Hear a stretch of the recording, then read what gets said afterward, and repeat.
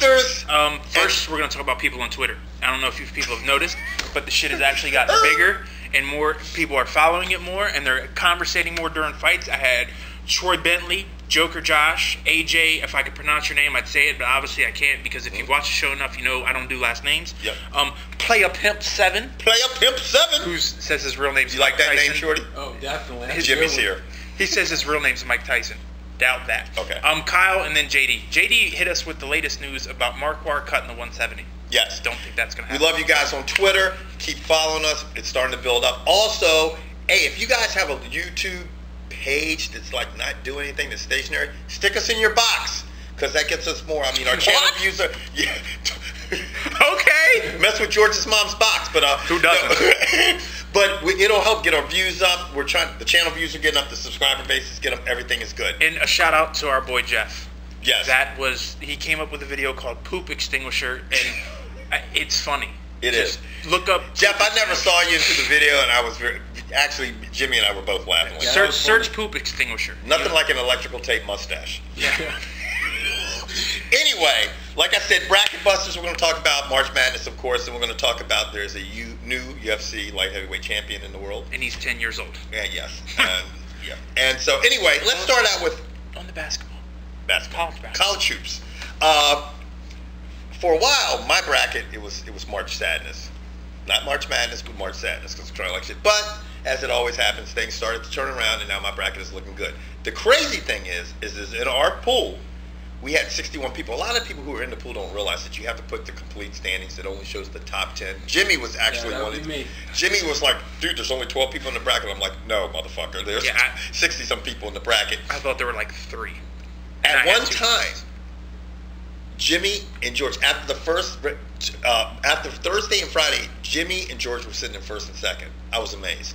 Yeah. I was sitting in like 400, but it's no longer like that. I'm in 90th. Yeah, the bracket's constantly changing. Zufa Zombie, you're a bad motherfucker. Because right now you're sitting 3 points ahead of second place, and he's got a nasty bracket. You were doing good. You're in first place. I probably would have to think that he'll probably be in first place by the end of the night, but I don't know. The results are behind us.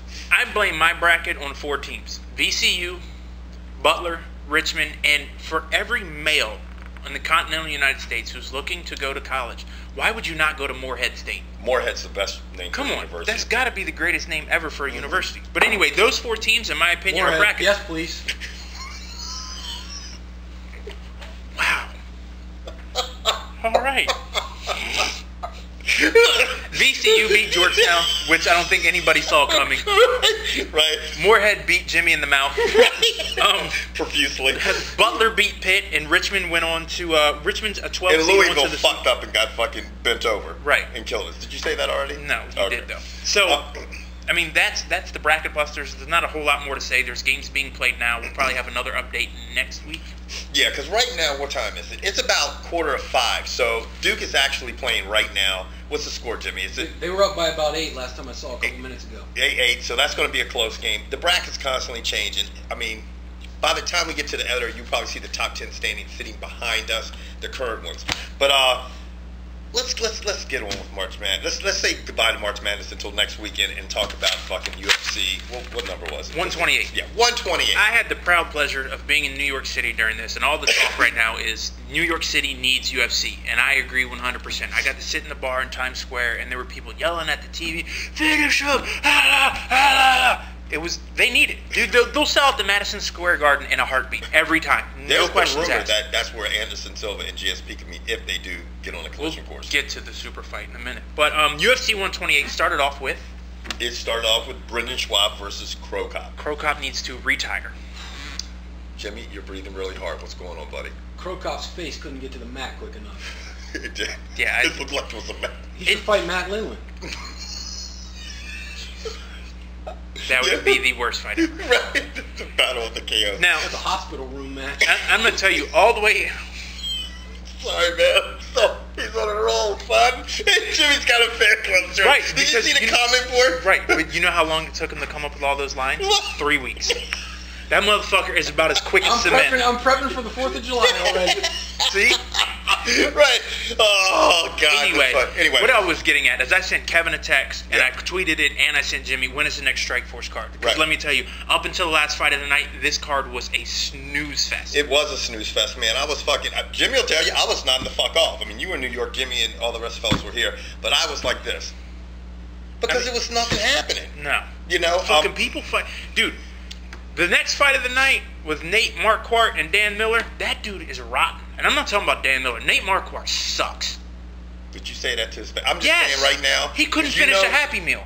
That dude is rotten. That's why he wants to cut to 170 pounds. Pretty fucking good too. He's a $185. He's gonna have to cut off one of his arms and maybe part of his leg to get to $170. With all that being said, James, please roll the disclaimer right now because George has gone into fucking. I'm going to crack on UFC fighters land. No, Marquardt has not looked impressive in his last few fights. I mean, he hasn't. He hasn't looked good. Now, I don't know how that guy is going to get to 170 pounds because that's 15 pounds on that frame. I mean, that guy is solid as shit. He's going to lose a shit ton of muscle and a shit ton of strength. Now, he was a small guy to begin with. If you ever read his bio, he was a little guy that built up to that weight. So maybe he has the ability to get back down to 170. Okay, here's a question. Do you see him beating GSP? No. So why cut to 170? Maybe to get a big fight with someone like Fitch. I don't see him. That's a big fight? Dude, they will hump each other into submission. Yeah. Because neither one of them can finish a fight. I think Fitch will beat him at 170. Yeah. Fitch is nasty. I think Fitch could beat him right now. I think Fitch can beat anybody else that comes down to 170 except GSP. Right. He's that good. Now, on to the third fight of the night, which I called completely wrong because my boy got caught with his own move. He got snuck with his tiger uppercut that he didn't see coming. I'm going to go with the guy from Mortal Kombat because he throws bricks, son. He's not that bad. But he's good. Jim Drunken Miller's better. It's Miller time. That's Bobby's name. What's up, Bobby? Yeah. He got put to sleep. Yeah. That guy, Jim Miller, the younger brother of the other Miller who fought, he's only got 2 losses. He's an impressive fighter. And he's got a motor. He does. He just keeps going. He'll take a hit to give a hit. Yeah. But now, the UFC debut of the California kid, were you impressed? No. Were you impressed, Jimmy? No. No. Explain to me why he's getting a title shot then. He's getting a title shot. Because he's marketable. Yeah, I mean, he's a good-looking guy. Yeah. He really is. I mean, Uriah Faber is a good-looking guy, no homo. You know what I'm saying? Not that we have any, I'm just saying. You know, he's a good-looking guy. No, Uriah Faber is like my height, which is probably about this tall. He's a white Webster. Yeah, but he does. You know what's? But I said, remember at the beginning of the fight, I was like, you know what, Uriah Faber, as of late, you know, and all these fighters are phenomenal, but he just hasn't impressed me the last few fights. You know what I'm saying? I mean, obviously when he fought Jose Aldo, that wasn't impressive. It's like, just get out of the fucking ring before you get killed. Dude, he got his leg brutalized in that. But humble guy, great fighter. I mean, not that he's fighting bad fights, he's just not finishing fights. He's not super impressive as of late. Now, unfortunately, I wasn't here to engage in the normal banter that goes on at a UFC fight, but when I got home today, that Jimmy and Kevin let me know that Eddie Wineland looks like a meth head. No. That's what both of them said. They both said he looked like a meth head, and then the little and then Jimmy's cousin, the KKK rep, the guy with the lollipop head and the real bad tattoos and the T-Rex arms. Yeah, I think that's who was selling. Well, he was just so hyped up. He was so hyped up. Really? That's what you guys said? Chewing on that mouthpiece. We were chewing on the mouthpiece because he was chewing on that mouthpiece. You know what I'm saying? And like when he first walked out to the middle of the ring, we're like, dude's tweaking. You know what I'm saying? Like, I'm like, Faber might be in trouble. He's normally 200 pounds. That guy's normally 200 pounds. And his teeth usually aren't yellow right now. But no, he looked really hyped up, and we all looked at each other like, what's wrong with you? You know? And what's wrong is that he lives in a meth lab. I.e. the trailer that he lives in is a meth lab. Yeah. Anyway, I thought in the first round that Uriah Faber bit off a little more than he could chew. And then it just seemed like after that, Eddie Wineland just lost his gas. He opened it up, and he just started seeing it. Obviously, Wineland started throwing punches and was leaving openings for Faber to capitalize on, but he didn't finish the fight. It'll be interesting to see Faber fight, I think, Dominic Cruz, and then who holds the belt at $135? Cruz, yeah. I mean, Dominic Cruz is nasty. Yeah. I mean, okay, let me ask you something. If you were to base Faber going up against Cruz on his performance, Cruz, his last night, Cruz. Who are you going with? This guy, gotta be Cruz. Because here's the other thing, that the X factor is can knees hold up? For Can Faber. they hand up? Yeah, can they hand up or Can hold they up? high? Yeah. 5'5". Anyway, what I'm saying is Uriah Faber has a really bad problem with his hands. He tends to break them. Somebody didn't agree with you in the comment board. I don't give a shit. How many times? Go back and look, dickhead. He's broke his hand how many times? I'm not making this shit up. He breaks his hands when he fights. How many times has Faber actually broken his? He broke one hand. At least 2 fights. Yeah, back-to-back fights. He broke his right Brown, right? Yeah, because he had to start throwing elbows. So it wasn't one time, whoever you were. It was a couple times. Yeah, eat a dick. That's who you are. Eat a big one. A bowl of them. I don't give a fuck. A bowl of dicks. Yes. Wow. Sounds like Moorhead.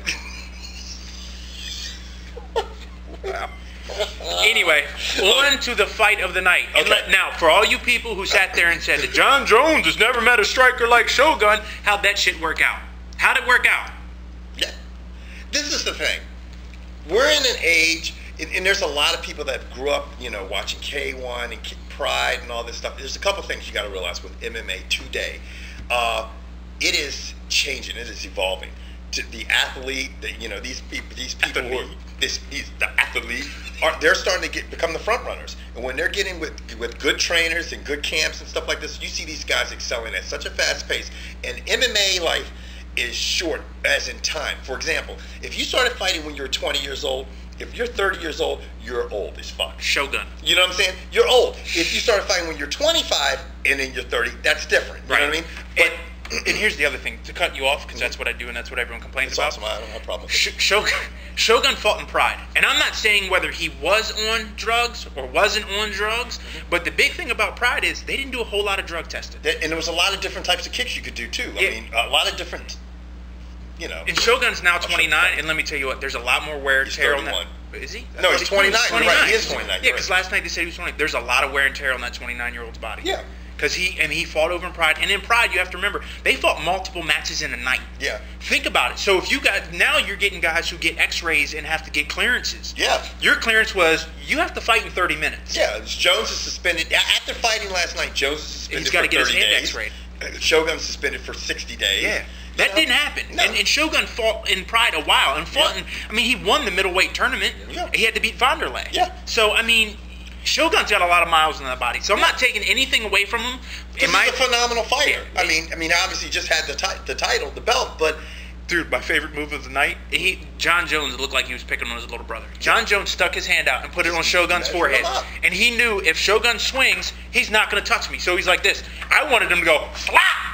That would have been awesome. Say to the face. Should have never But it was, and there's going to be a lot of people out there. And the thing that George and I come up against a lot, we got it with Fedor fans, you get it with Shogun fans, you get it with GSP fans. Fans, period. People, you love your fighters, you know what I mean? But the bottom line is you got to be realistic about shit. Shogun is I even say, I don't know, he's a crafty veteran, I never thought Shogun was totally out of it till the start of the fight. But I'm going to tell you what. The guys that make odds in Vegas do it for a fucking reason. You know what I mean? I mean, they are odds makers. People sat around and go, oh man, if these motherfuckers don't kick the field goal, I'm gonna lose. Oh, bookies made all the fucking money. You know what I'm saying? They do that shit because they study every fucking angle and everything about every fucking sport. And when they're picking Jon Jones as a heavy favorite over Shogun, that tells you a lot. You know what I mean? Now, this brings us sort of to the end of our show. George has a rather interesting... Well, we don't, not the end, because we're going to talk about him and Rashad. Oh, that's not going to be a fight. So let's just talk about it now. Okay. Go ahead. Jimmy, what do you think about it? Jon Jones is now on, before Jimmy jumps collision course. On a collision course with Rashad Evans. Who is his training partner, who he said he doesn't want to fight? I mean, I don't think it's a good matchup at all for Rashad. I mean, to me, Shogun's a better fighter than Rashad. Right. Shogun got destroyed, got outclassed. Rashad's I don't see him lasting one round, let alone maybe even half of one round. Now, let's think about this. Rashad is the type of fighter who has to get to the inside. He has to get to the inside, uses head but he comes in and out and he moves footwork and stuff. And now with all this being said, everybody, I think Jon Jones will win the fight. But Rashad Evans does have a couple advantages that Shogun did not, because he trains with him. Right. So he obviously knows him as that. He knows the things he does. He's done a lot of ground. I mean, anything that you could do in camp, he's done with fucking Jon Jones. Well, here's the question. Yes. Where does Greg Jackson go? Huh? Where does Greg Jackson go? I would think Greg Jackson, you go with your young champion. I mean, what the fuck? Well, why? Huh? Why? You haven't seen, because Rashad Evans was there before him. Mm-hmm. So do you go with the guy who was there first, or do you go with the guy who's on top? You know what? If I'm Greg Jackson, I bow out and be like, you know what? Good luck. I wouldn't be in either one of their corners. It depends on his relationship with Rashad Evans, because obviously the one he has with Jon Jones is great. Yeah. And me personally, I wouldn't coach Rashad Evans across the street. I can't stand the fucking guy. I mean, yeah. I don't know. That's going to be an interesting decision. Okay, look at this as from a business perspective, right? From Jon a Jones. business. Jon Jones, if we're talking dollars and cents. Well, do you think Greg Jackson trains people for fun? Because that motherfucker opens camps up all over the country. He's in it for business. As much as he likes these fighters and everything, he has monetized his business. I mean, he has it for a reason. He's making money and he's doing it for money. It's his livelihood. To me, that's more that's how uninterested I am in that fight and how much I think Jon Jones is winning. I'm more interested in seeing which side Greg Jackson's going to than to see the fight. Me personally, I'm more interested to see who Jon Jones is going to fight next, meaning after Rashad, because I don't even consider that a fight. He's going to just go past him. He's going to buzzsaw right through that cat. The ultimate fight. As soon as his hand heals up or whatever, because he's getting his hand next week. Lethal. Yeah. If Rashad takes him down, ask Shogun how that worked out. The craziest thing about it is this: when he fought Shogun, the thing that was the most impressive to me is if you said, "How is Shogun going to beat Jon Jones?" What would you have said? I thought he was going to tap him out. Okay, and how would he have taken him? You thought he would tap him out, take him to the ground, and tapped him out, or even off his back? Yeah, if for Shogun to win, the only way I thought he would have won would have been a submission, maybe like catching an arm or catching something on the ground. Exactly. I thought that he would have to take him and have a dominant ground game or fucking leg kicks. That's exactly how leg kicks is what Jones threw at him all day and fucked him up, and then he just dominated him on the ground like he did Ryan Bader. And what I loved is he was on the ground, like Jones had top position, ground and pound, and instead of trying to go after his head, he was throwing elbows right to his gut. Yeah. And that's something you very rarely see a fighter do in that position because they're trying to take off the head. Well, if you take out a guy's body and he's constantly doing this and he can't breathe and his ribs hurt, good luck. Who got knocked out? I'm sorry to cut you off, but Joey had the line of the night the other. Who got knocked out? Oh, Crow Cop. When Crow Cop got knocked out, he gets up right and he goes like this. And Joey goes, "Where did I put my car keys?" Dude, it was so fucking funny. Wow. Not for Crow Cop and Crow Cop fans, but it was funny. It was perfect timing, man. It looked just like that's what he was fucking saying too. Now,